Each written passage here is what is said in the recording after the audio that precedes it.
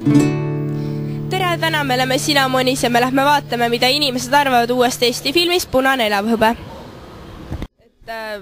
Kuidas teile meeldis see film?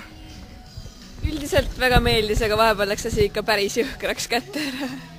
Okei, peaasi, et pole tüüpiline etteaimatav film. ja mida te arvate sellest filmist? Siuke mõnus Eesti film. Ma ei tea, Eesti film on arvekot, selles Eesti filmid on kuidagi teistsugused kui Hollywoodi filmid, et neid ikka tasub vaatamas käia. Aga kellele te soovitaksite seda filmi? Mitte lastele. Õnneks lastel on keelatud ka, minu meelest mingi alla 14 aastast on keelatud. Aga ma ei tea, ma arvan, et kõige paremini soovib isegi nendele, kes olid umbes sama vanad 90-ndatel nagu need filmi peategelased kuskil praegu, siis võib-olla meie vanematel oleks väga huvitav seda vaadata.